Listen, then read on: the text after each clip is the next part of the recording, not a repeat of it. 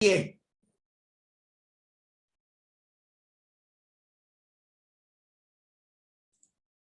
Un momentico aquí. Este aparato aquí me está diciendo que listo. Bueno.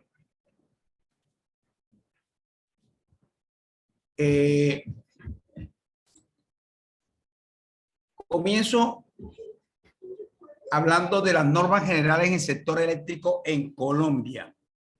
Las normas generales nacieron con la ley 142 de 1994, que fue la ley de servicios públicos domiciliarios.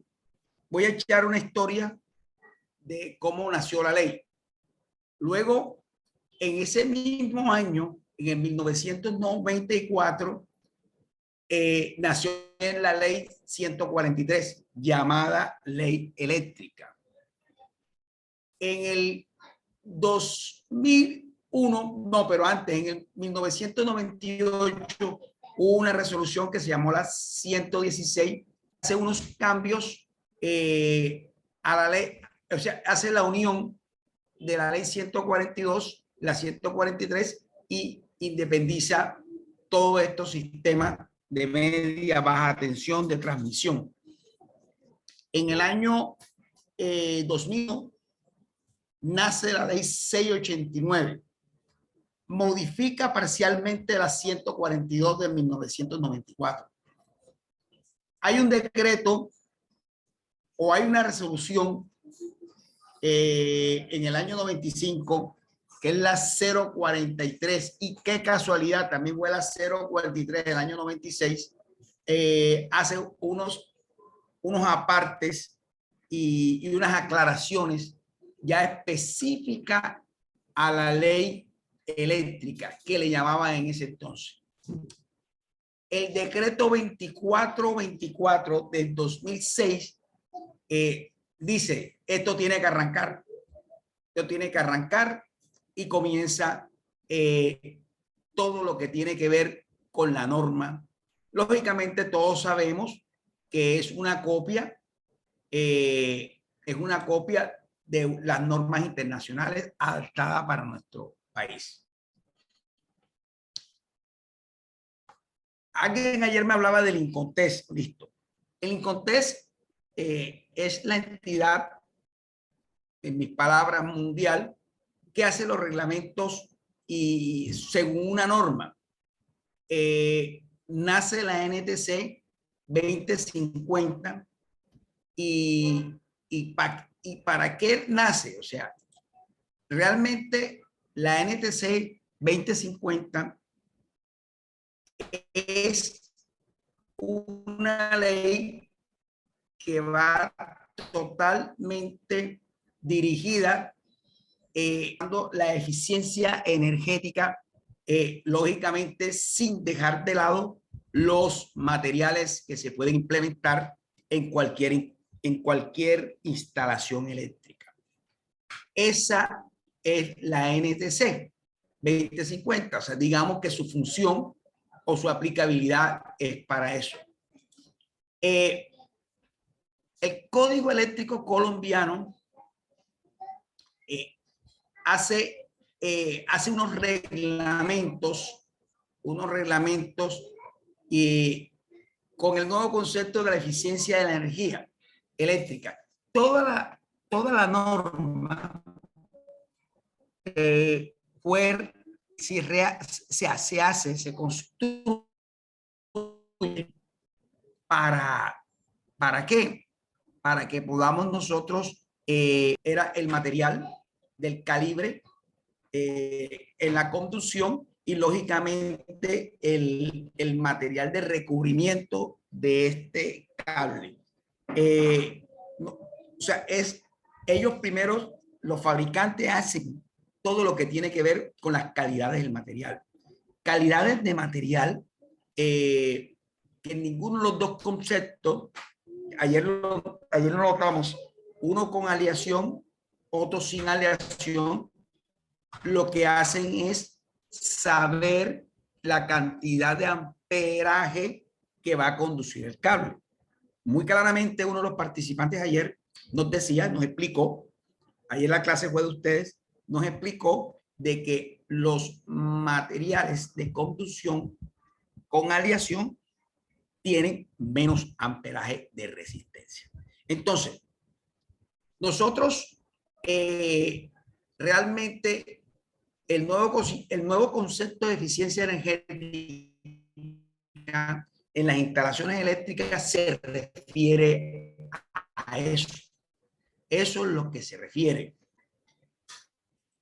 Digamos que hay un paso a paso en la NTC.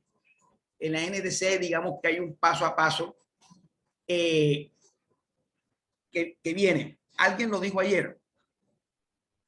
Nos dice de que lo primero que tenemos que hacer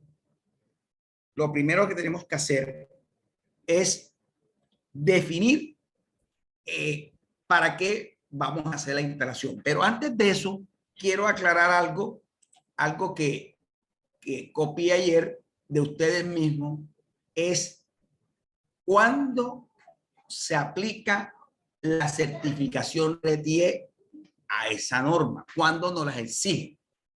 Primero que todo, quien nos las exige es los proveedores que suministran la energía.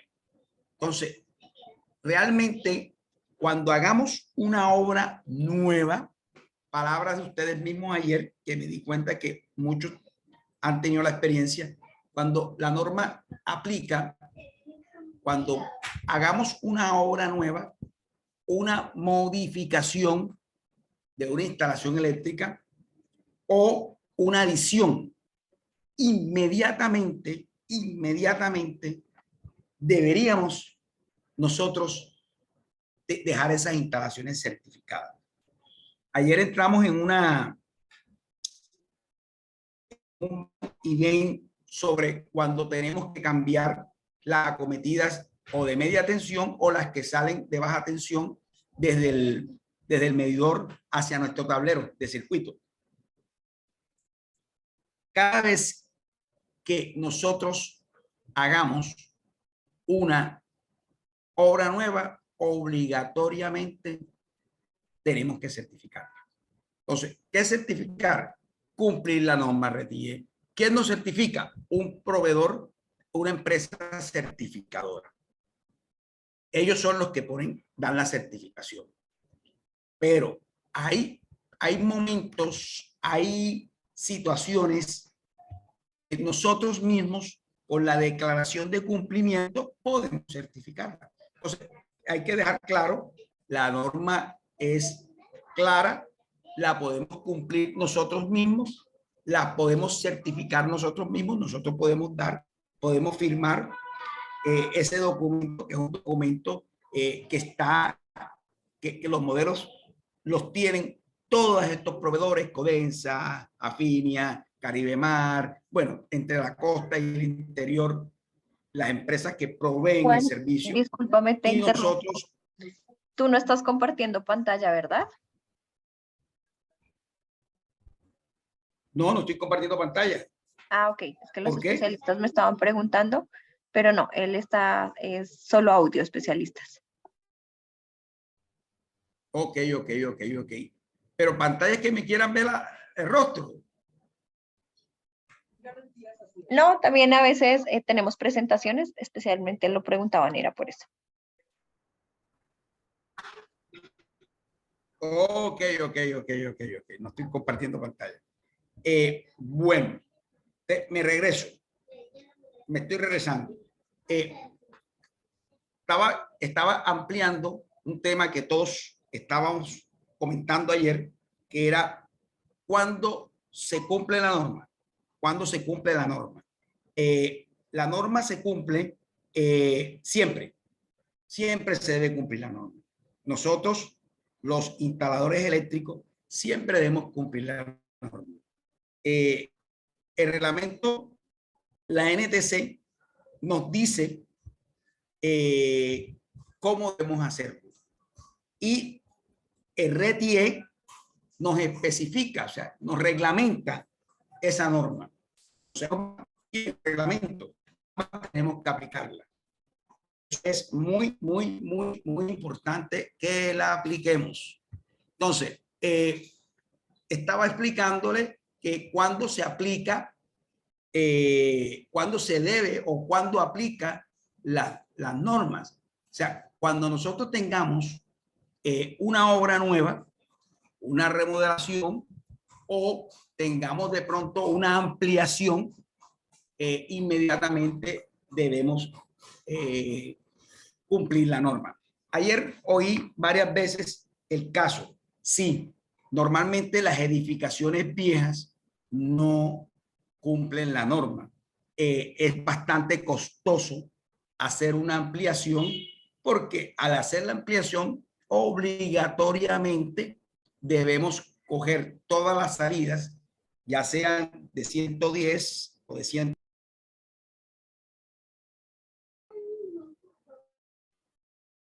¿Aló? Ok. Puedo seguir por lo que veo.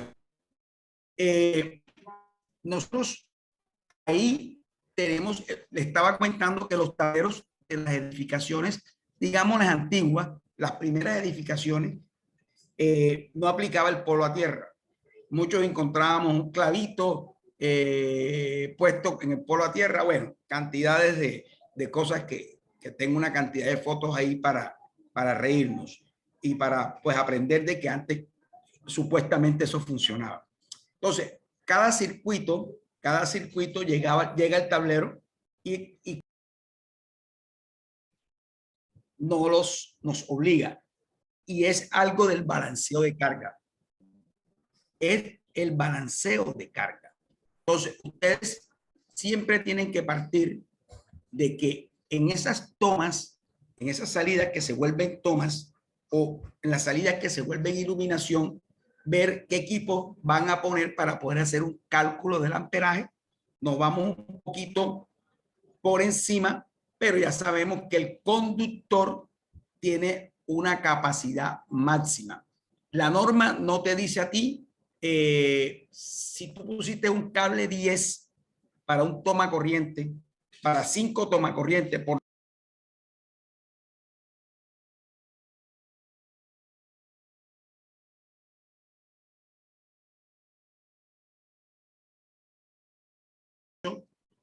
en los baños. Todavía les cuento para que sepan, es permitido, tanto el reglamento técnico como la norma en sí, lo permiten. Ese circuito mixto que encontramos en los baños, que está el interruptor y un toma. ¿Dónde puede un certificador, ya te digo, un certificador RETIE, dónde puede de pronto pasarle lo que le pasó al compañero de ayer, que nos estaba comentando que él siguió, él cumplió, automáticamente él cumplió lo que le dijo la norma o lo que le dijeron, donde iba un 3x8 y llevaba un solo cable número 10 y debían ser 4 número 8. ¿Dónde podemos tener nosotros esa falla? En no leer de acuerdo a la empresa proveedora, de servicio eléctrico. Ellos tienen una aplicación de reglamento, de la norma. Ya, ellos no cambian la norma, pero ellos tienen un reglamento de aplicabilidad que hay que respetarlo. Entonces, muy contento quedé anoche cuando los expositores, por eso me extendí, porque el tiempo era suyo, los expositores, los compañeros que ponían sus casos, definían que existe un reglamento. Ese reglamento, les comento que ese reglamento, ¿aló? ¿Sí? Estamos escuchando.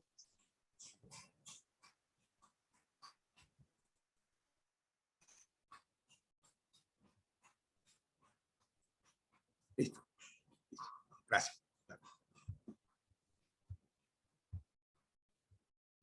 Espérense un momentico que aquí me pasó algo. Listo, ya regresé. Listo. Bueno, estaba enfocado en el tema de que existe una norma, existe una empresa que certifica la norma, pero también existe, digamos que una disposición que autoriza el ministerio a las empresas suministradoras del servicio, las comercializadoras. Yo quiero entrar porque le pregunté a mi compañera de trabajo una duda que me quedó ayer. Los comercializadores tienen un equipo externo, una empresa contratista externa que usan su nombre del proveedor, de caso sea Finia, Codensa o cualquiera de ellas, para que ellos son empresas que se certifican nuevas o instalaciones modificadas que se llaman, en nuestro caso, normal de negocio, una remodelación o una reparación.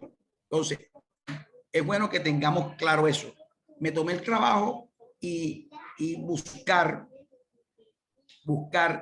en los diferentes proveedores, y existe un documento que me gustaría mucho que lo apuntaran, que es un documento general. Ese documento se llama, en cualquier proveedor, es la información general para diseño y construcción de obras eléctricas. Quiero entrar un poquito en eso porque nosotros en RETIE ya sabemos que para cumplir el RETIE y nos certifique un ente certificador, lo que tenemos es que tener en nuestro tablero la cantidad de circuitos balanceados y con su polo a tierra de 110. Los de 220 tienen que tener las dos fases y su polo a tierra. Pero es muy, muy, muy importante que esto ya lo aplican son los proveedores eléctricos. Ojo, el certificador llega, en la mayoría de los casos todavía no hay energía. Las empresas certificadoras de RETIE todavía cuando van a certificar, lo que certifican es que hayamos hecho las ducterías como deben ser, como manda la norma. ¿Y qué le digo? ¿Qué le amplío?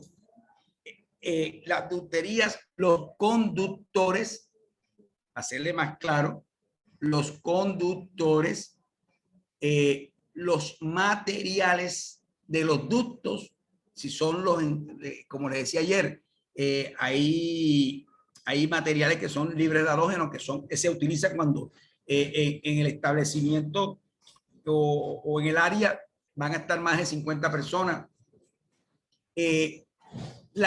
Si son instalaciones que van subterráneas, tuberías que van de piso, hay una certificación que son las cajas de registro que deben ir, la principal o alguna interna que tenga que tener, es la disposición de su uso. Hay algo que es importante, los avisos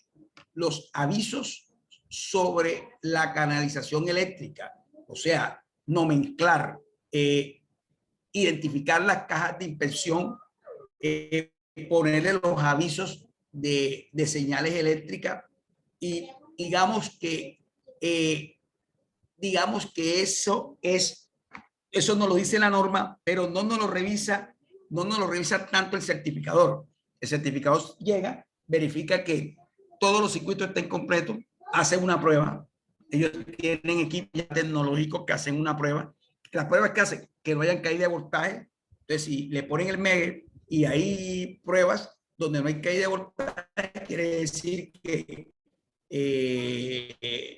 no tienen humedad, están bien hechas las conexiones, los empalmes, y hasta ahí llega el certificador. Obra nueva, nos vamos en la obra nueva. La obra nueva sucede eso. Hay una ventaja cuando uno hace una remodelación. En la mayoría de las veces nosotros tenemos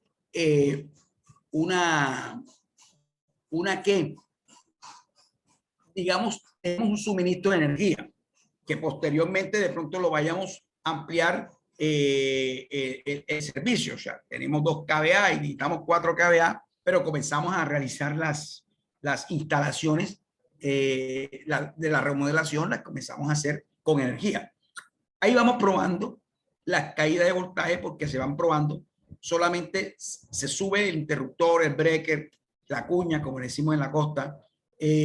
Solamente el circuito se le mete energía y se prueba. De esa manera,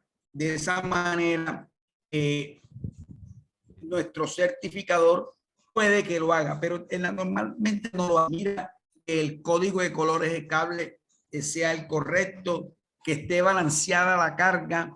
Aparentemente, según el diagrama unifilar, dice este circuito es para esto y va aquí, pero posteriormente a ellos llega la gente del proveedor de energía. Ellos llegan a revisar antes de suministrarnos el servicio o ampliarnos el servicio. De esa manera, nosotros tenemos que tener pendiente eso. Aquí veo que me están haciendo varias preguntas. Le doy bienvenida a los que han llegado, que me escriben aquí. Ahorita nos damos la palabra y quiero terminar con todo el sistema de respeto al red IEM. Entonces, dejemos claro, balanceamos carga. De balancear carga viene en diagrama unifilar. ¿Ok? Ahí sabemos la carga que vamos a utilizar, la balanceamos, nos da el balanceo de carga. Automáticamente que tengamos los circuitos, sabemos qué vamos a conectar en esos circuitos, sabemos el calibre de los conductores y los aislantes. Si vamos sobre muros, ya sabemos qué tubería tenemos que poner. Si las instalaciones